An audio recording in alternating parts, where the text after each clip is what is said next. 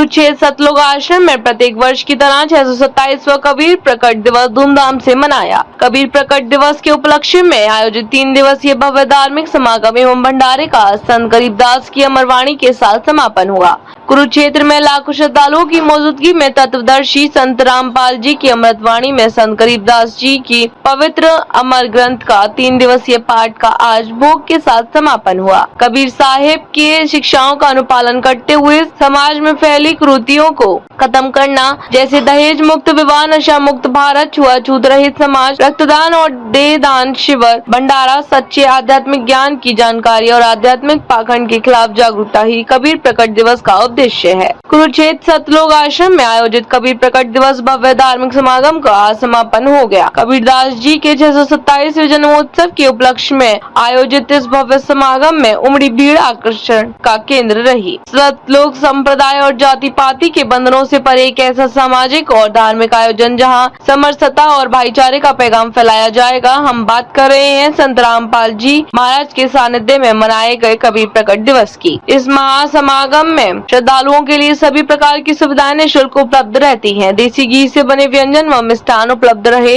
वहीं यहाँ अटूट भंडारा 3 दिनों तक लगातार चलता रहा। इस दिव्य समागम की एक और अद्भुत व खास बात यह है कि बिना प्रशासन के अनुशासन देखने को मिलता है। आश्रम में सैकड़ों यूनिट रक्तदान होता है व देह दान संकल्प के हजारों फॉर्म भरे गए। सैकड़ों की संख्या में दहेज रहित विवाह, 33 कोटि देवी देवताओं व पूर्ण परमेश्वर कबीर साहिब जी की स्तुति करते हुए 17 मिनट में संपन्न होते हैं। देश विदेश से आने वाले लोगों की सुख व्यवस्थाओं के लिए संत रामपाल जी के भविष्य दिन रात सुचारू रूप से सेवा में लगे हुए हैं। मौसम को देखते हुए ठहरने, खाने पीने के साथ नहाने धोने की व्यवस्था भी रही है। प्राथमिक चिकित्सा 24 घंटे व्यवस्था रहेगी और यह सब सुविधा 100% निःशुल्क है। कार्यक्रम के समापन बारे जानकारी देते हुए आश्रम भक्त पुरुषोत्तम दास, रोशन लाल और संजीव ने बताया कि जगत गुरु तत्वदर्शी संत रामपाल जी महाराज के तत्वाधान में 627वें कबीर प्रकट दिवस के उपलक्ष्य में सतलोक आश्रम कुरुक्षेत्र में विशाल भंडारे अखंड पाठ का आयोजन किया गया है। 20 जून से प्रारंभ इस 3 दिवसीय कार्यक्रम का समापन 22 जून को हुआ। इसी बीच रक्तदान शिविर लगाया गया और देहदान संकल्प के हजारों फॉर्म भरे गए। उन्होंने बताया कि मानव को रक्त की कमी के कारण अपनी जान न गंवानी पड़े, इस उद्देश्य को लेकर संत रामपाल जी महाराज के अनुयायी रक्तदान करने के लिए रक्तदान शिविर में उमड़ कर बड़ी संख्या में पहुँचते हैं। आश्रम में की गई व्यवस्थाएं बड़ी ही लाजवाब रहती हैं, जिनको शब्दों में बयान नहीं किया जा सकता।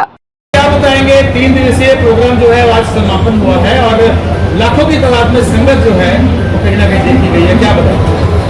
हमारे सदगुरु संत श्री रामपाल जी महाराज परम पिता परमेश्वर जी की दया से 627वां प्रकट दिवस आज सफल हुआ। परमात्मा की दया से भंडारा और सत्संग और ब्लड डोनेट कैंप और दहेज मुक्त शादियाँ और प्रदर्शनी में जो अभी आपको दिखाएंगे और थोड़ा बाकी है, सभी हर तरह से प्रयास किया गया है, सुविधा का प्रयास किया गया है। हमारे गुरुदेव जी ने सत्संग का ऐसा कमाल कर दिया, कलम तोड़ महिमा है परमात्मा की। सभी जितने भी अज्ञानी लोग यहाँ पर नकली ज्ञान बता करके और काल के वकील बने हुए हैं, और ये बेचारे भोले भाले लोग जिनको पता नहीं कि मुक्ति क्या होती है, मोक्ष क्या होता है, उनको यहाँ आने पर पता लगा कि हाँ, संत रामपाल जी के पास ही पूर्ण ज्ञान है और मुक्ति और मोक्ष की उनके पास जो परमात्मा दया कर रहे हैं हम जीवों पर उनके द्वारा, उसका कोई हमारे पास शब्द नहीं है। हम क्या वर्णन करें उसकी। संत ना होते जगत में जल मरता संसार और आग लगी आकाश में चू चू पड़ेगा। अभी हमारे पे जो सीम राजा परमात्मा ने की है और आप सभी को ये सेवा का मौका मिला है प्रचार करने का, इसको आप ज़्यादा से ज़्यादा प्रचार करिए, कितने जीवों का उद्धार होगा। अब ये समय सुनियोजित समय है, अब ये सतलोक विमान भर भर के जाएंगे, यम के दूत लेने नहीं आएंगे। ये जो ज्ञान है, ये जो भक्ति मार्ग है, इसमें यम के दूत नहीं आएंगे। नहीं तो 4 यम के दूत लेने आते जीव को, उसको पता भी लगता कब ले जाते हैं। और आपने उस दिन भी सारा कुछ बताया होगा, दिखाया होगा उसके अंदर जो यहाँ पर आपने रिकॉर्ड किया था। आज भी आप थोड़ा और करिए जाके, हमें चल रही है। भगत जी, प्रणाम स्थल पर तो श्रद्धालु पहुंचते हैं, चल वंदना करते हैं, लेकिन अलग अलग पड़ाव बनाए गए हैं, वहाँ पर भी श्रद्धालु जो है देखे गए हैं। क्या समझते हैं, वहाँ क्या समझाया जाता है, किस तरह से ज्ञान दिया जाता है? प्रदर्शनी में जो ज्ञान चर्चा बता रहे हैं, जो जगत के लोग आते हैं उनको बताया जाता है। वो बेचारे भोले भाले जीव हैं जो अज्ञानी गुरुओं में फंसे हुए हैं। झूठे गुरु मर गए, हो गए भूत मसान, सदगुरु पुरुष कबीरा चारों युग प्रमाण। झूठे गुरु पे यहाँ पे जो आए हुए हैं उनका जो गलत ज्ञान दिया हुआ, गलत उन्होंने शास्त्र अपने उपनिषद बना लिए, सबने अपने अपनी किताबें छाप ली। वेद के देव झूठे नहीं, भाई झूठे हैं जो समझे नहीं। हमारे गुरु जी 4 वेद 6 7 18 पुराण, बाइबल, कुरान, गुरु ग्रंथ साहिब के आधार पर ही ज्ञान बताते हैं कि उसमें छुपा हुआ ज्ञान है। जिन संतों ने वो ज्ञान को जाना है, दादू जी ने ज्ञान को जाना है, नानक जी ने, गरीबदास जी, रूपदास जी। दादू जी कहते हैं, जिन मुझको जिन नाम दिया सोई सतगुरु हमार, दादू दूसरा कोई ने, कबीर सज्जनार। वो हमारे भक्त वहाँ बताते हैं। प्रणाम स्थल एक अलग चीज है, वहाँ प्रणाम करते हैं, उसका एक यज्ञ फल मिलता है, दंडवत प्रणाम करने का, ये वेद में लिखा है।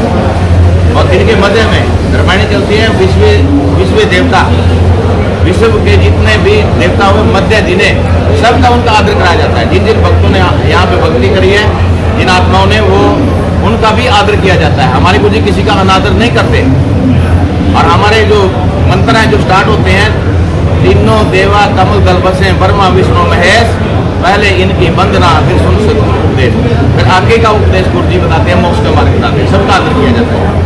तो वैसे आखिरी सवाल रहेगा, वैसे तो जून का कपकपाती करने का महीना है, तो लगभग कितनी संगत पहुंची होगी? भीड़ और आगे से आगे बढ़ती दिखाई दे रही है। आप ही बताओ, लाखों से ऊपर संगत यहाँ पहुंच रही है, लाखों में संगत आई हुई है।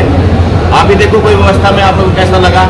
और भगवान ने देख लो ठंड भी कर दी, मौसम बढ़िया बना दिया, नहीं तो आग पड़ रही थी पूरी। सभी आश्रम में ठंड होगी। गुरु जी ने कहा था कि ठंडा मौसम कर देंगे, तो कोई ज़्यादा महसूस भी नहीं हुआ और बढ़िया प्रोग्राम सफल हुआ। मालिक का मिशन सब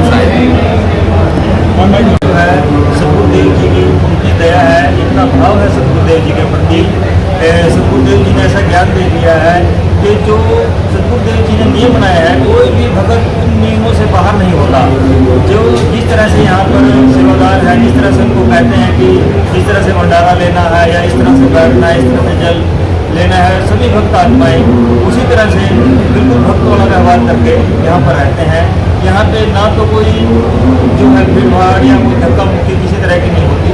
सब बिल्कुल स्वयं की व्यवस्थित तरीके से गुरु जी के ज्ञान आधार पर यहाँ पे खुद ही व्यवस्था बना लेते हैं। और आखिरी सवाल आपसे रहेगा कि यहाँ पर कई श्रद्धालुओं से भी हमने बात की है, नशा विरोधी है यहाँ पर। नशे की अगर बात करें तो हर शख्स उसको त्याग कर यहाँ पर पहुँच रहा है, वो कैसे देखते? गुरु जी ने जो है अपने ज्ञान आधार से इतना ज्ञान दे दिया है कि यहाँ पर नशा करना तो बहुत दूर की बात है, किसी को नशे में सहयोग भी नहीं करते। अगर कोई ये कहे कि मेरे को सिगरेट पीनी है या बीड़ी पीनी है, उसके लिए मेरे को माचिस दे दो, तो सतगुरुदेव जी के जितने भक्त हैं उसको माचिस भी नहीं देंगे, क्योंकि गुरु जी ने ऐसा ज्ञान दे दिया है कि वो नशे के बारे में बिल्कुल मतलब सोचते भी